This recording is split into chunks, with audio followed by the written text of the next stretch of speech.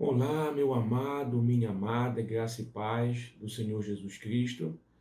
Hoje nós temos que compartilhar com vocês mais uma lição de nossa escola bíblica e vamos continuar com relação à importância de guardar, preservar e pregar o Evangelho. Lições que foram deixadas pelo apóstolo Paulo, né, ao jovem Timóteo. E essas lições são de extrema importância, são preciosas para a nossa caminhada cristã, o nosso aprendizado, o nosso aperfeiçoamento. E o tema de hoje está em 2 Timóteo 4, capítulo 4, versículos de 1 a 22. Bom, apenas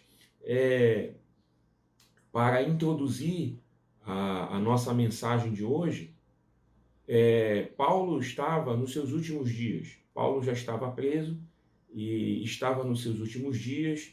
Ele já sabia, né, pela revelação do próprio Espírito Santo de Deus, o que seria e o que iria se suceder, né, nesses dias, nesses poucos dias que Paulo estava ainda em seu ministério, né, pregando o Evangelho, mesmo preso, ensinando, exortando as igrejas. Então, Paulo estava cumprindo a sua missão, a qual Jesus Cristo designou. E ele, por estar nos últimos dias, né, amava muito Timóteo, era considerado seu discípulo amado, né, e já sabia, já tinha sido revelado que Timóteo, né, teria uma jornada, né, que seguiria os seus passos, né, exortando e pregando as igrejas. Mas como muito jovem que Timóteo era, Timóteo precisava ser instruído, precisava ser orientado, né, para que ele pudesse desenvolver com sucesso, né, a sua empreitada, aquilo que estava destinado a ele, né, como sendo também um difusor do Evangelho de Jesus Cristo no seu tempo. Então, o texto de hoje é exatamente sobre essas preciosas lições sobre a pregação do Evangelho. Né? Pregar o Evangelho é uma tarefa árdua, né? Não é fácil, não pelas dificuldades apenas humanas, mas é porque quando você se dispõe, né, a estar na linha de frente do exército de Jesus Cristo, nós somos combatidos, nós somos guerreados, né? Nós participamos de guerras e combates, né? E muitas vezes esses combates são combates fortes, são combates que no mundo espiritual há derramamento de sangue, né, nesses combates. E até também, muitas vezes, no mundo mesmo que nós vivemos aqui, há derramamento de sangue. Quantos cristãos que estão aí pelo mundo afora, pregando o evangelho insistentemente, seguindo as lições, né, que Jesus Cristo deixou, sendo obedientes ao comando, ao ide, né, de Jesus, quantos não estão sofrendo cadeias, não estão sendo mortos, perseguidos, né, destruídos, tendo as suas casas, as suas famílias totalmente devastadas e destruídas. Então, é uma guerra, só que é uma guerra que não é, como a própria palavra nos ensina, não é contra a carne, né? É uma guerra espiritual, né? E que, como o mundo, né, ele jaz ao maligno, o mundo pertence, está sob a autoridade, né, do maligno, nós somos atacados aqui mesmo no mundo onde nós estamos. Então, não é uma tarefa tão fácil, né, de ser cumprida, mas deve ser cumprida por todo cristão, porque Jesus determinou, né, lá em Mateus, se você pegar lá, abrir a sua Bíblia em Mateus, capítulo 28, 19 e 20, Jesus já havia dado essa comissão a todos aqueles que o seguiam, né? Ide, né, e fazei discípulos, pregai o evangelho, né, a toda a criatura. Então, na verdade, não se trata de uma faculdade, né, que nós temos como cristãos, nós temos que cumprir a missão dada por Jesus Cristo. E um ponto também importante, né, que nós temos que saber e termos a consciência, né, é que também é algo que precisa ser corrigido em nosso meio, né, evangélico, cristão, é que para nós pregarmos o evangelho, nós não necessariamente precisamos ser pastores. Nós não precisamos fazer um curso de pastor, uma faculdade de teologia para podermos pregar o evangelho. Não que não seja importante, não que não seja válido você se preparar, você se aprofundar no conhecimento da palavra, da doutrina, né? Todavia, nós somos capacitados pelo Espírito Santo de Deus. Então, todos nós, independentemente do que fazemos, independentemente de nossas posições sociais, nós somos pregadores do Evangelho. Nós pregamos com a nossa vida, com a nossa experiência, nós pregamos com o nosso testemunho diante de Jesus Cristo. Aquilo que Jesus fez na tua vida, faz na minha vida, nós temos como sermos difusores do Evangelho e devemos assim ser. Então, muitas vezes nós temos pessoas ao nosso redor que a gente nem imagina o quanto nós influenciamos essas pessoas. E muitas vezes nós nem sabemos o quanto nós temos uma capacidade, um poder de influência sobre a vida dessas pessoas, que às vezes nós somos admirados sem saber. Então, nós temos que ter essa consciência que aonde nós estamos, aonde Jesus nos coloca, nós temos como ser pregadores do Evangelho. É por isso que nós aprendemos, e Paulo deixou isso aqui nas suas lições, nesses 22 versículos, né, do capítulo 4, dirigido a Timóteo, uma carta de exortação, de ensinamento, né? Paulo deixou muito claro para ele quais seriam os caminhos e as diretrizes, né, para que ele pudesse cumprir a missão como ele cumpriu, pregando o Evangelho de forma poderosa, de forma a glorificar a Jesus Cristo. A glória sempre é dada a Jesus Cristo. Ele é o dono da glória. Nós somos apenas os instrumentos, somos apenas os porta-vozes, nós somos apenas os ceifeiros, né, dessa grande colheita que é Jesus Cristo, o dono dessa horta. Então, nesses poucos minutos que temos da nossa lição, eu queria compartilhar com vocês alguns ensinamentos, né, que Paulo deixou, e está registrado esses ensinamentos de uma forma sistemática, né? O nosso papel é sistematizar para vocês o que Paulo, né, deixou como ensinamento ao jovem Timóteo, para que ele pudesse ser um pregador, um instrumento poderoso na mão de Deus, como foi o seu mestre, o apóstolo Paulo, sendo que Timóteo, todos nós sabemos, foi um discípulo, né, de Paulo, e um discípulo muito amado, muito estimado pelo apóstolo. Tá certo?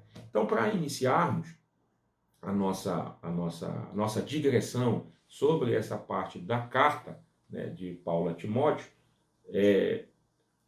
Paulo deixa claro, né, que é uma tarefa difícil, né, e que requer alguns predicativos que são inafastáveis nessa missão de difundir o Evangelho de Cristo, a verdade, a palavra do Senhor para todos.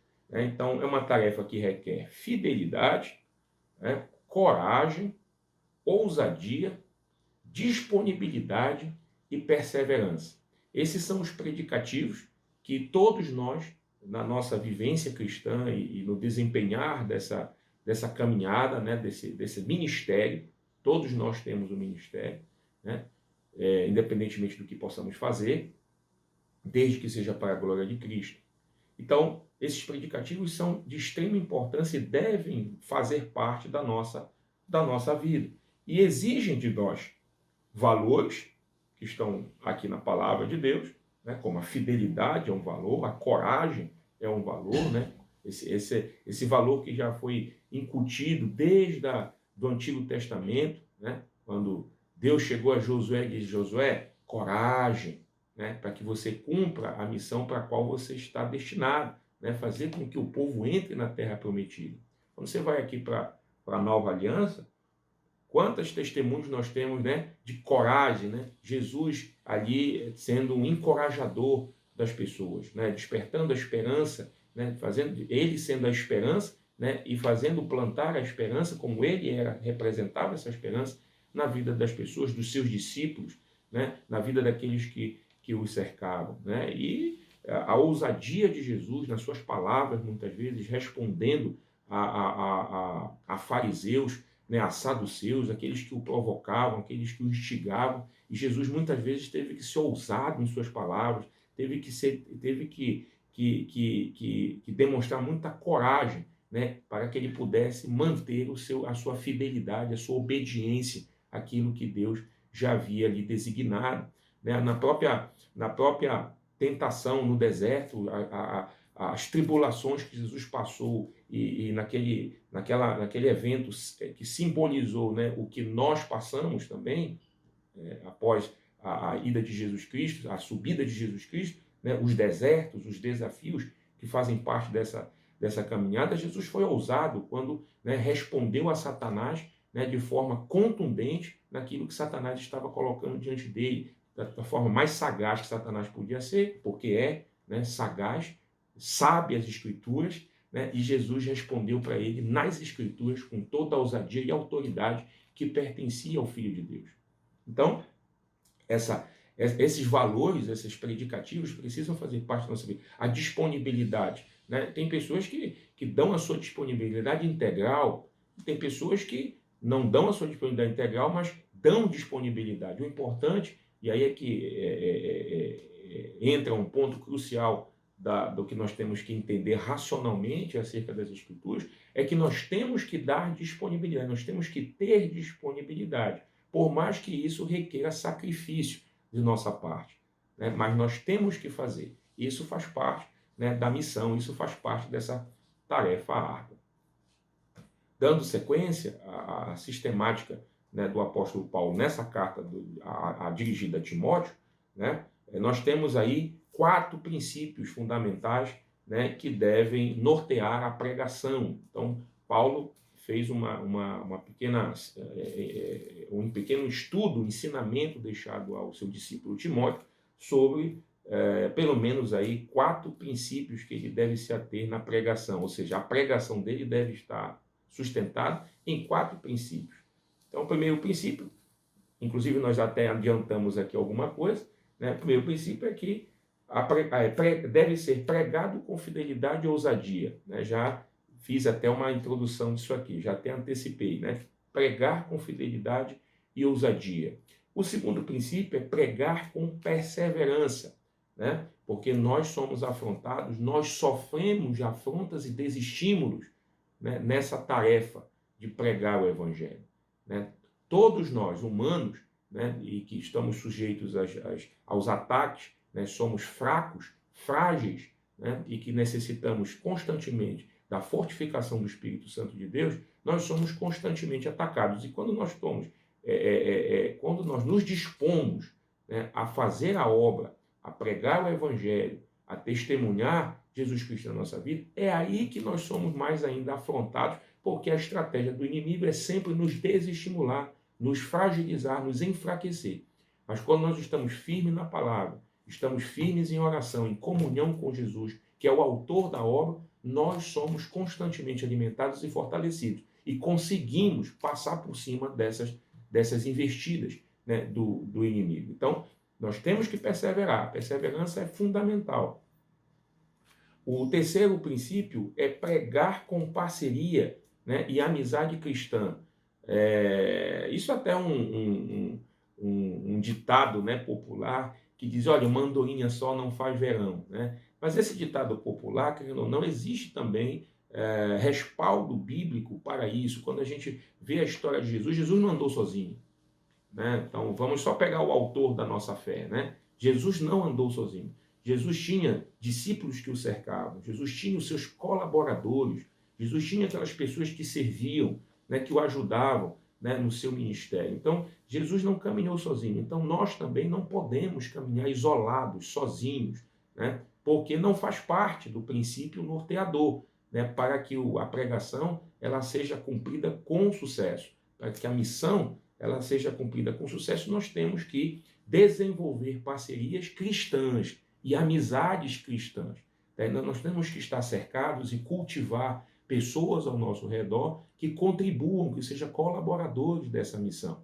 E aí a amizade e a parceria, dentro dos valores cristãos, elas são ferramentas fantásticas e fundamentais para o desenvolvimento do Evangelho. Então você observa aqui o apóstolo Paulo. Se você pegar a vida do apóstolo Paulo, né, ele também desenvolveu o seu ministério, ele teve apoiadores, cooperadores, ele teve parceiros, né, de viagens, que viajavam com ele, que andavam com ele, que quando ele estava preso, né, ou esteve preso, pregava o evangelho, ia às igrejas, né, para dar continuidade ao trabalho dele. né? Então você percebe que a importância, né, de não estarmos sozinhos. E, por incrível que pareça, meus irmãos, o Senhor Jesus, Deus levanta pessoas para estar ao nosso lado, né? Deus coloca essas pessoas ao nosso lado. E nós só temos que ter o discernimento para entender, né, que essas pessoas, elas são instrumentos de Deus na nossa vida, para nos edificar muitas vezes, para nos ajudar, para cooperar, né, para nos ensinar também, porque nós somos ensinados constantemente, nós somos ensinados, principalmente quando você está diante da obra de Deus, porque a obra não é sua.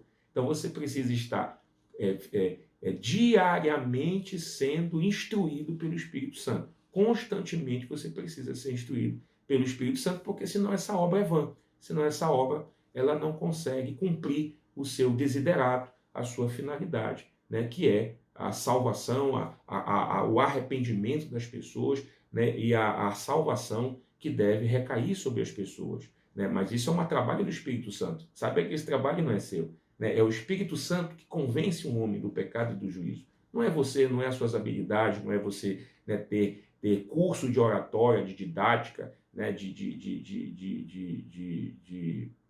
professor, né, de pedagogia. Isso para Deus não é nada, isso não significa nada, isso para a obra não significa nada. Agora, pode ser que isso seja instrumento de Deus, aproveita os seus dons, os seus talentos, os seus cursos, e você será um instrumento de Deus potencializado para desenvolver a obra, como o apóstolo Paulo foi. O apóstolo Paulo tinha, né, predicativos da sua vida pessoal, da sua vida secular, que o ajudaram muito na conclusão da sua missão, que ele pudesse concluir a missão, né? Então, certas situações, nós já até em missões anteriores, eu cheguei aqui a comentar que o apóstolo Paulo até usou a sua cidadania romana, né, por ser cidadão romano, para que pudesse as coisas se sucederem como tinha que suceder, para que ele pudesse cumprir a missão com sucesso. Então, não é desmerecendo, né, o fato de você ter habilidades, talentos, você ter currículos, você ter diplomas, né, que podem,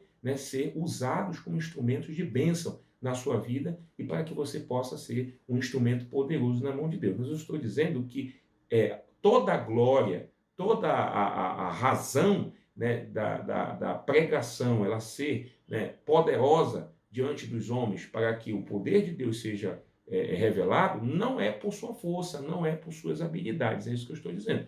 Não é o seu diploma, não é a sua capacitação que vai fazer com que a vida da outra pessoa seja transformada, que ela se arrependa, que ela se converta, né, que ela seja uma bênção, né, de salvação para Jesus Cristo. Não é, né?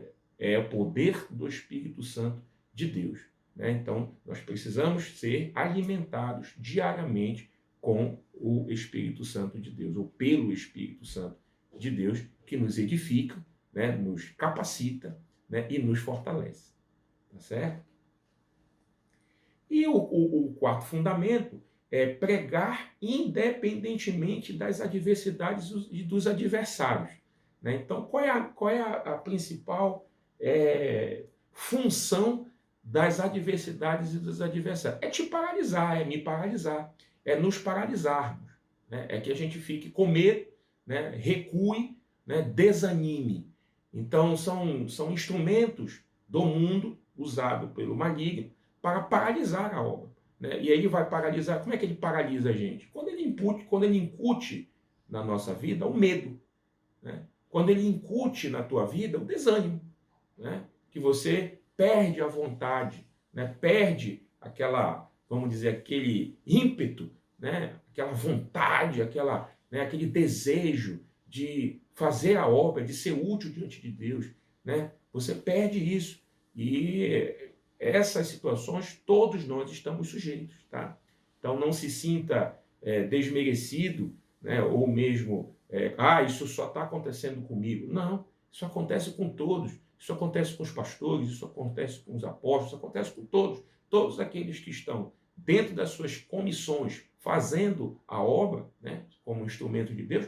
Nós somos afrontados, nós temos inimigos, nós temos diversidade, nós sofremos adversidade, nós temos inimigos ao nosso redor que cumprem uma missão. Qual é a missão? Nos enfraquecer para nos desestimular e incutir o medo, que é um sentimento que nos paralisa, né? É um sentimento que é paralisante. O medo nos paralisa, né?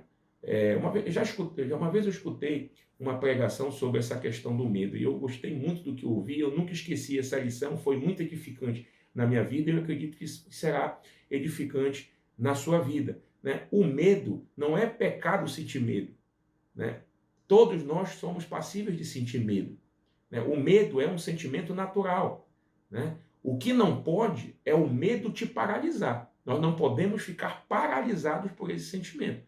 Nós temos que reagir a esse sentimento, né? E aí é o que o apóstolo Paulo, o que Jesus Cristo, nosso próprio Jesus, nos ensinou, né? Quando ele estava lá no Getsêmani, ele chegou a clamar a Deus, disse: Senhor, se possível, afasta de mim o cálice. Esse cálice que é doloroso, esse cálice que é terrível, né? Que é angustiante, né? Que eu aqui, né? Na minha condição, estando humano, eu aqui não posso suportar, né? Eu aqui tenho medo, afasta de mim esse cálice. Mas o que ele fez? Ele reagiu, né? Ou seja, ele não deixou que esse medo o paralisasse, porque se esse medo lhe paralisasse, ele não teria cumprido a missão, ele teria ali desistido, né? Mas ele perseverou. E aí o que ele fez? Senhor, mas que não seja feita a minha vontade, mas que seja feita a tua vontade. Naquele momento, né, o poder de Deus estava sobre ele, que o fortaleceu, e aí foi quando ele levantou,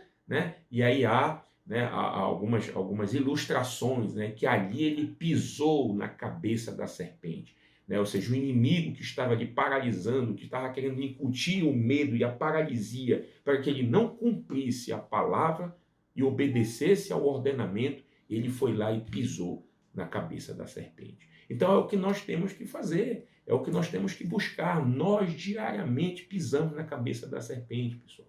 Nós diariamente pisamos na cabeça da serpente. Quando nós somos afrontados, nós somos desestimulados e nós conseguimos reagir, né, buscando o Senhor, orando, se consagrando, né, buscando forças no Senhor, clamando por forças do Senhor, clamando pelo auxílio divino, nós recebemos o socorro e somos fortalecidos ou recarregados. E aí nós sentimos aquela energia que não, vamos prosseguir, vamos para frente. Nós vamos, porque a obra é para a glória do Senhor Jesus. Então, nós temos que pregar independentemente das adversidades, né, e dos adversários, né, que surgem diante de nós e estão aí constantemente, né,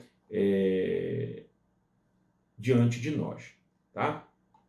Então, esses princípios, na verdade, eles estão correlacionados com algumas motivações, que essas motivações também estão aqui, né, no capítulo 4, nesses 21 versículos aí que Paulo deixou, essas preciosidades que Paulo deixou ao jovem Timóteo, né?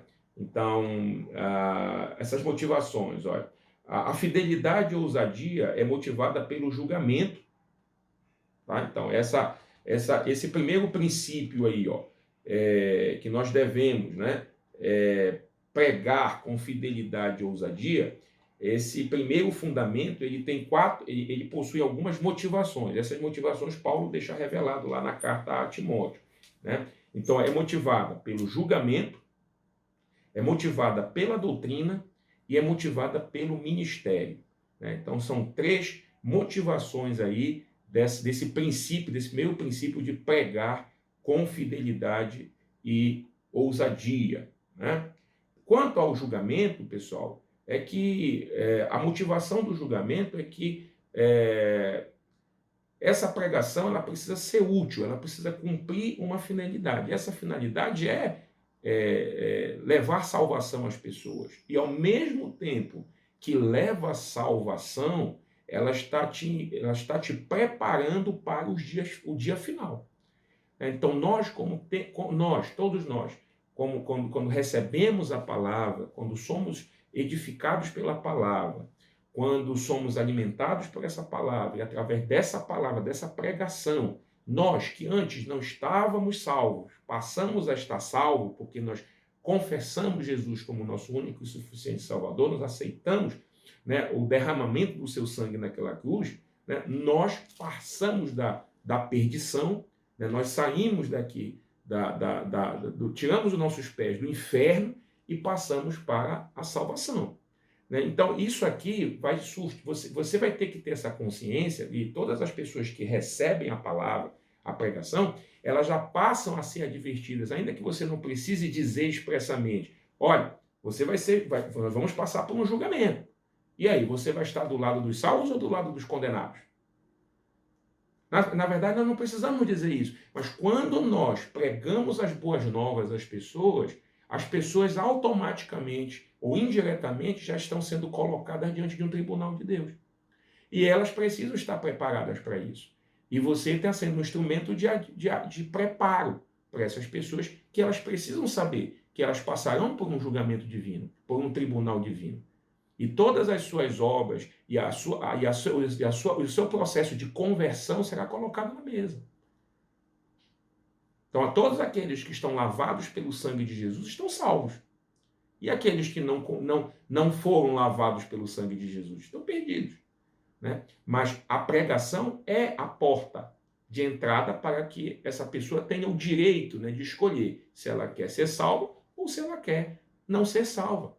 Se é algo que Jesus Cristo se existe algo que Jesus e o próprio nosso Deus ele respeita, é o nosso livre-arbítrio, né? O evangelho não é forçado, né? Você aceitar a palavra de Deus não é forçado. Quantas vezes a gente vê na igreja as pessoas que escutam uma palavra maravilhosa, mas não é o momento e elas não aceitam Jesus ainda ali naquele momento, ou não cabe a nós julgarmos, ela já até aceitou dentro do seu coração, mas não quis se manifestar. Mas existem pessoas que, na verdade, nem interiormente aceitaram, foram e não concordaram, não receberam, né, a palavra, não abriram o coração para receber o evangelho. Essas pessoas, nós podemos forçá-las? Não. A obra do Espírito Santo é pelo amor, não é pela forçação de barra, né? Então, é algo que você precisa ter consciência de. Quando você leva a palavra, você prega, você está pregando o julgamento. Você está dizendo que haverá um julgamento, haverá um dia, né, que Jesus voltará, né, ressurgirá nos céus, instalar-se-á um tribunal divino e nós seremos julgados, todos serão julgados. Todos serão julgados. Né? Isso está em Apocalipse, todos serão julgados. Tá bom? Isso foi revelado através do apóstolo João. Tá certo? Então, essa é uma motivação, né?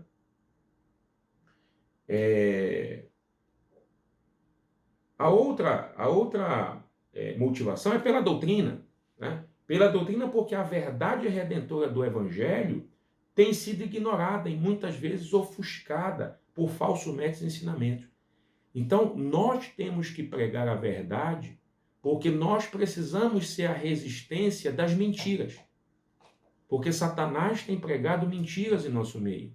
Satanás tem pregado mentira no mundo. E Satanás tem se colocado dentro da igreja, muitas vezes, para pregar falsas doutrinas. Então, nós temos que ter esse discernimento. E nós temos que ser a resistência. Nós, quando pregamos a verdade, nós estamos combatendo as mentiras de Satanás, que são colocadas muitas vezes dentro da igreja. Muitas vezes a gente acha, porque a mentira só está dentro do mundo. Não. Muitas vezes a mentira, Satanás está ali com um espião, um disfarce ali dentro da igreja, pregando mentiras, falando heresias, né? Difundindo falsas doutrinas, né? Para fazer perverter os irmãos, para que os irmãos sejam desviados do caminho, para que eles sejam pervertidos, né? E isso Paulo enfrentou. Nós estamos lendo aqui, estudando uma parte de Paulo, que é um ensinamento ao jovem Timóteo. Mas olha para trás. Vai em Gálatas, vai em Coríntios, né? Vai em Atos, que você pega lá o início do ministério de Paulo. Você vai ver que ele teve que enfrentar as mentiras, ele teve que combater as falsas doutrinas, né? E Satanás muitas vezes tentou colocar a falsa doutrina entre eles lá, naquela discussão entre o Pedro e ele, sobre a questão da circuncisão. Se mesmo depois de aceitar Jesus eu teria que me circuncidar. Quer dizer, e aí veio o Paulo, com toda a sabedoria divina, pelo Espírito Santo, em amor, foi lá e apresentou aquilo que Jesus tinha lhe ensinado. Pedro também, um homem preparado por Deus, entendeu, discerniu, até porque Jesus foi lá e se revelou para ele, né? Quando ele viu, né, o lençol descendo e subindo com uma série de répteis, animais, comidas, de tudo, né? O que Jesus disse para Pedro? Pedro, te orienta, Pedro. Aquilo que o homem purificar, não amaldiçoe do homem, não. Aquilo que o Deus purificar, não amaldiçoe o homem. Aquilo que Deus purificou, não torne o homem impuro, né? E aí Pedro entendeu. Ah, Senhor, agora eu entendi. E aí os dois conversaram, Paulo e Pedro sentaram, né, dentro de uma assembleia entre eles lá, conversaram e firmaram a verdadeira doutrina. E aí foi que foi divulgado essa doutrina como sendo a doutrina verdadeira, contrária às mentiras que estavam sendo incutidas já por Satanás dentro do meio cristão da época. Então você vê que isso não é diferente hoje. Nós constantemente temos que estar pregando o evangelho, porque nós temos que combater essas heresias. Tá? Então essa é uma motivação de extrema importância, né, para a difusão do verdadeiro evangelho, né? E pelo ministério, o que já foi adiantado aqui, a terceira motivação é pelo ministério. Pelo ministério significa dizer que se trata de uma tarefa árdua, que nós já havíamos conversado aqui, em razão das privações e tribulações que devemos suportar por causa da verdade. Isso está em João 16:33, né? Quando no mundo tereis tribulação, né? Mas tende ânimos, porque eu venci o mundo. Então, veja, o ministério é de tribulação. Em nenhum momento Jesus prometeu, diz, olha, né, vocês não serão de nenhuma forma atribulados, não passarão por tribulação nenhuma, não existirá deserto mais para vocês. Nenhum momento Jesus pregou isso. Jesus disse, olha, né, há uma palavra, né, há uma missão vitoriosa para vocês. Tá? O final dessa carreira é a coroação, né, no céu. Esse é o final da sua carreira. Você será coroado, né? Você estará com Jesus, você estará comigo, né, nos céus, porque eu vou para preparar-lhes morada. Só que essas moradas estão sendo preparadas para aqueles que se mantêm firmes, né, para aqueles que resistem, para aqueles que perseveram, para aqueles que passarão por tribulações e afrontas por causa do meu nome e se manterão firmes. Todos nós passamos por tribulações, meus irmãos, todos nós passamos por desafios. O apóstolo Paulo passou por terríveis tribulações. Terríveis tribulações, nós sabemos disso. Quando a gente estuda a história do apóstolo Paulo, a gente vê o quanto ele passou de tribulação. Foi preso, foi chicoteado, passou por naufrágio, né? Foi picado por uma serpente. Quantas tribulações esse homem não passou? Privações, fome, frio, né? Necessidades. Quando esse homem não passou por amor ao evangelho, né? E ele, ao final, ele antes de falecer, antes de já chegar a hora, né? Ele diz, combati o bom combate, né? Encerrei a carreira e guardei a minha fé. Ou seja, então ele resumiu a sua história, dizendo, olha, é combate, viu? Ele já dizendo aqui para Timóteo, jovem Timóteo, jovem Timóteo, você é tão jovem, meu filho, mas tão cheio de talento, tão cheio de futuro diante de Deus, tão cheio de vitalidade, Deus vai te usar muito. Mas olha, saiba, você terá muitas tribulações. Eu tive. Todos os nossos antepassados tiveram. Todos os nossos irmãos estão tendo. Pedro, João, né? Todos eles vão passar. Você vai ter que passar também, porque faz parte. Agora, persevere, fique firme, né? Coragem, não desista. Né? Por quê? Porque muito maior é o que está em você do que está no mundo. Isso quer dizer que a nossa coroação não tem preço. Né? O final dessa jornada não tem preço. Não importa o que possamos passar por aqui. O que importa é a gente terminar a carreira e guardar a fé, porque não tem preço. Tá certo? O que está guardado para nós não tem preço. É isso que nós temos que ter essa consciência. Quando você tem essa consciência, desperta essa consciência, meus irmãos, pode vir a tribulação que for, o deserto que for, você vai sofrer, vai chorar, mas você vai passar por cima, porque está incutido essa consciência em você. Tá?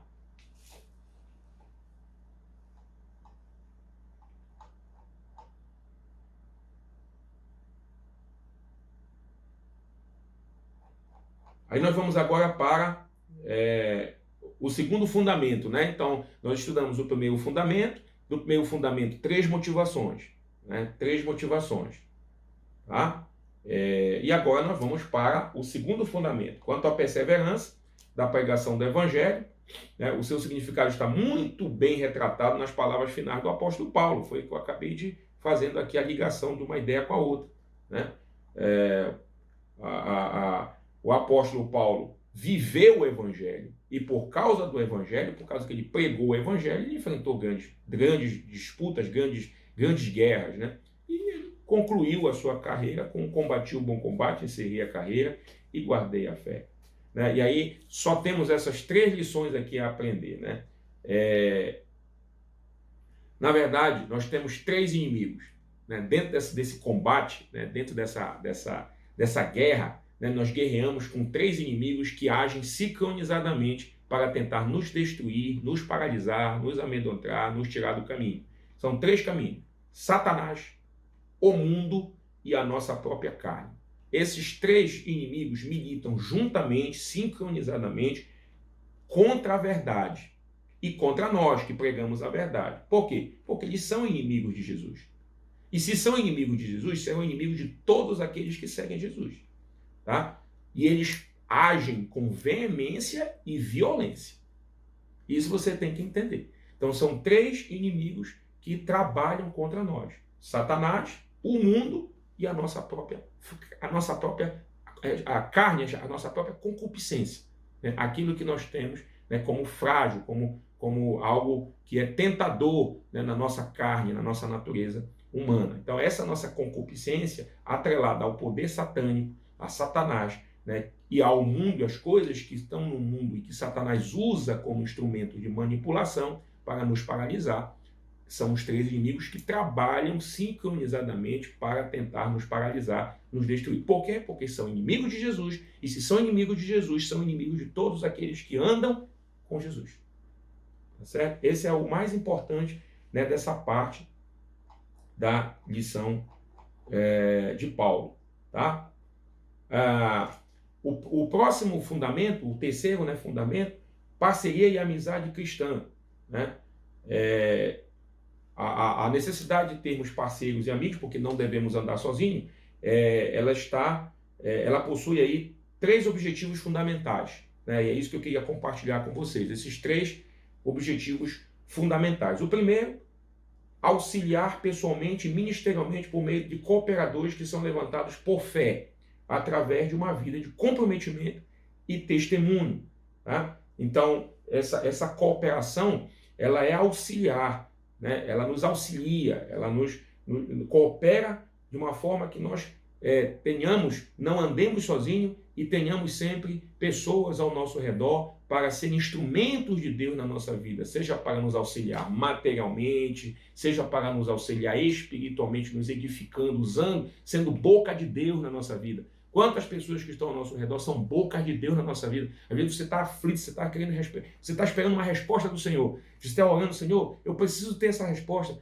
Aí você acha que Ele vai te dar um sonho, você acha que Ele vai te dar uma visão, né? E não é. Ele vai usar o teu amigo lá, o teu parceiro, o teu cooperador lá, vai te dar uma palavra.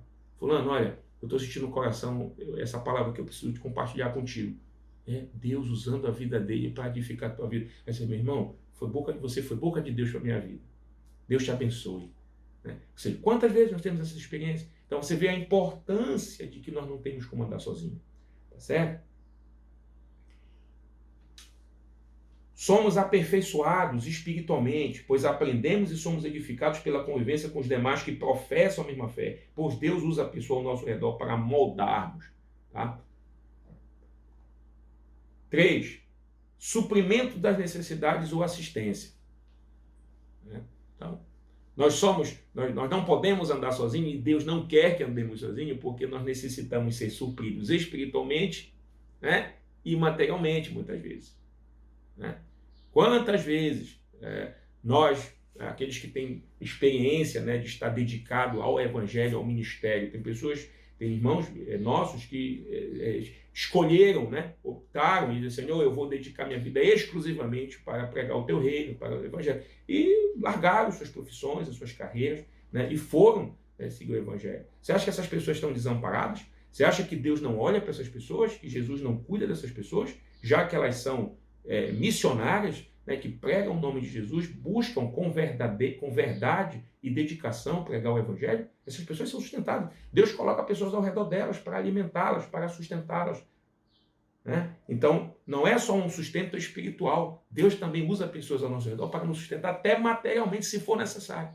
Né? Se Deus separou aquela pessoa, se Jesus separou aquela pessoa para a dedicação integral do evangelho, você pode ter certeza que esse Jesus que nós servimos não vai deixar essa pessoa na mão. Ela vai ser sustentada de alguma forma. Você pode ter certeza disso, porque ele é fiel para cumprir o que prometeu. Né? Então, nós não servimos um Deus de pau, Deus de pedra. Nós servimos a um Deus vivo. Se ele diz, olha, eu vou te separar para você dedicar exclusivamente a mim, você pode ter certeza que ele já tem o teu sustento. Já está separado e guardado o teu sustento. Morrer de fome, você não morrerá.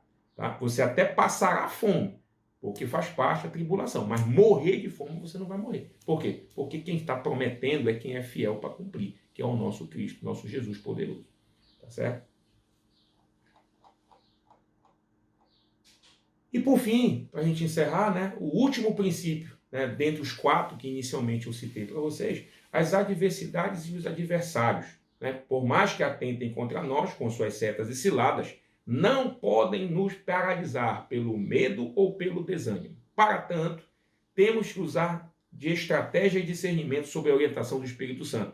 E aí Paulo nos ensina lá, ensinou a Timóteo, e nos ensina até o dia de hoje, quando lemos essa carta, né, as 3 atitudes estratégicas que nós devemos ter diante de Deus e movidos pelo Espírito Santo para podermos vencer as adversidades e os adversários que estão diante de nós. Primeira, são 3 estratégias, tá? 3 atitudes necessárias, estratégicas e sábias, né, à luz do Espírito Santo. Primeiro, você tem que discernir a adversidade e os adversários. Tá? Você tem que fazer um autoexame da sua vida e discernir se essa adversidade ou esses adversários estão surgindo em sua vida por desobediência, porque isso acontece. Nós também sofremos adversidade por estamos em consequência de algo errado. Então você tem que discernir. Se isso estiver acontecendo, você tem que se colocar diante de Deus, pedir perdão, se consertar diante de Deus, para que você saia vencedor dessa. A outra situação é, a gente pode estar sofrendo afrontas e terríveis ataques, não porque estamos em erro, em pecado, mas é porque nós estamos em obediência também. Por quê? Porque a nossa obediência provoca a ira de Satanás. Né? A gente fazer a obra de forma fidedigna, a gente também provoca a ira de Satanás e ele vem com fúria para cima da gente. Né? E aí você precisa discernir se você tem que se gloriar dessa afronta, porque a palavra de Deus diz, né? Agradeça a Deus. Se você está sendo afrontado porque você está fazendo a obra, porque você está obedecendo a Jesus, agradeça e seja feliz. Né? Por quê? Porque é glorioso passar por esse perrengue por causa do nome de Jesus Cristo. Agora, se você está passando um perrengue por desobediência, você precisa fazer um autoexame. Tá? Então, isso é importante, você ter esse discernimento, para que você não viva enganado. Porque se você viver enganado, né, você está sem discernimento. E aí o que vai acontecer? Você vai sucumbir diante dessas afrontas, porque você está sem discernimento. Tá certo? O segundo é reagir adequadamente às situações desfavoráveis, por amor e justiça de Deus. Muito mais, querido, de você sofrer é como você reage ao sofrimento. Né? Então, nós temos que procurar reagir em santidade. Por mais que estejamos afrontados por quem quer que seja, nós temos que aprender que a nossa reação reflete a quem você serve. É como você reage, é que você está dizendo e testemunhando para as pessoas quem você serve. Né? Então você precisa ter uma reação santa. Não é sermos sempre passivos, não é isso. Né? Muitas vezes, né, Paulo teve que se indignar, Paulo teve que ser ostensivo, Paulo teve que chamar a atenção mesmo, puxar aquela orelha, dar aquela puxada mesmo de orelha à igreja, né, exortar, mas ele o fez em santidade. Né? Você pode prestar atenção no que ele o fez em santidade. Então isso não quer dizer que nós tenhamos que estar passivos, sermos aquela mosca morta, sabe? Não é isso que a palavra ensina. Mas nós temos que, ainda que apresentemos uma reação, né, de forma mais ostensiva, né, nós temos que reagir ostensivamente, com força, mas em santidade, né? Não violando os princípios norteadores, né, que devem zelar pela tua vida. Porque nós temos que ser zelosos pela palavra e não sermos pessoas que descumprem a palavra por ira, né, por raiva, por rancor. Aí nós não podemos usar esses sentimentos para justificar o descumprimento dos princípios da palavra. Então o próprio Cristo nos ensinou, né? Irai-vos, mas não pequeis. Isso quer dizer o quê? Não é errado você se indignar. Não é errado você ficar indignado com certas situações que acontecem, certas injustiças que são colocadas diante de você, ou você mesmo sofre injustiça. Não é pecado isso, mas é como você reage a essa indignação. A consequência que você vai ter diante da sua indignação. É aí que você precisa ter estratégia e discernimento para que você não possa cair numa cilada, né, do inimigo. Tá certo? E por fim, meus irmãos, confiar absolutamente em Deus, sendo necessário sermos revertidos da armadura divina para que possamos permanecer firmes. É algo que eu compartilho com vocês, que eu sempre digo, né? A minha última confiança é em Deus. E é assim que você deve viver, né? Deus é o único que você não deve olhar com desconfiança. Para todos aqueles que nos cercam, a gente tem às vezes um olhar de desconfiança. É natural, né? Porque a palavra nos ensina que nós temos que ser manso como a pomba e prudentes como a serpente. Então isso quer dizer que você precisa estar atento, né? Você não pode ser um ingênuo. A palavra não nos ensina a ser ingênuos, né? Ensina-nos a ser santos, puros, mas não ingênuos, né? De estarmos sujeitos a qualquer tipo de malícia e maldade das pessoas, até para nos prejudicar ou nos desviar do foco do Evangelho. Não. Mas você precisa ser sábio, prudente e ter discernimento. E aí a gente precisa olhar com olhos espirituais de discernimento às situações. E aí é que está. Aonde está a sua confiança? Em tudo que você vê, em tudo que você passa, pelas tribulações, pelo desânimo, pelas afrontas, pelas guerras que você passa, em que você confia? Você confia nos homens ou você confia em Deus? Você deposita a sua confiança na polícia? Você deposita a sua confiança no juiz de direito? Você deposita a tua confiança no teu advogado? Né? Ou você deposita a tua confiança em Deus? Né? Que tem o melhor advogado, que é Jesus Cristo. Que tem a melhor justiça, que é a divina. Você vê que o apóstolo Paulo, né, ele foi traído. No final da vida dele, ele preso, pessoas que andavam com ele, ele abandonaram. E no final desse estudo, né, lá entre o versículo 14 e 16, tem um cooperador chamado Alexandre, que andava com ele, que o traiu, inclusive testemunhou contra ele, para que ele pudesse ser condenado. Como foi que Paulo reagiu? Paulo xingou Alexandre? Paulo diz, eu te odeio. Né? Não. Paulo disse, né? Eu entrego a Deus tudo o que esse rapaz fez para mim. Né? Não sou eu que vou, né, condená-lo. Não, eu entrego a Deus. Né?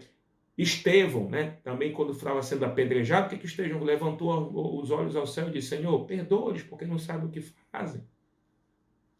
Né? E sendo apedrejado, sendo ali pelos seus algozes, né, ele sendo ali punido, Senhor, não impute-lhes esse pecado. Jesus, né? O que Jesus disse? Senhor, perdoa-lhes, porque Deus, Pai, perdoa-lhes, porque não sabem o que fazem. Então, são nossas reações, pessoal. E nós temos que reagir em santidade. É fácil? Não é. Não é fácil, porque nós temos dentro de nós a carne, né? O ímpeto, né? A justiça nossa. Né? Mas você tem que saber que você só pode depender da justiça de Deus. Meus irmãos, são essas as lições preciosas que nós retiramos aqui desse capítulo, né, de Timóteo. Que Deus te abençoe, né? Que o Senhor possa resplandecer sobre ti a luz, que você possa ser alimentado dessa palavra maravilhosa e que o Senhor Jesus te cubra de bênçãos e te faça um instrumento poderoso em suas mãos. Fique na paz de Cristo. Amém. Fique na paz. Que Deus te abençoe.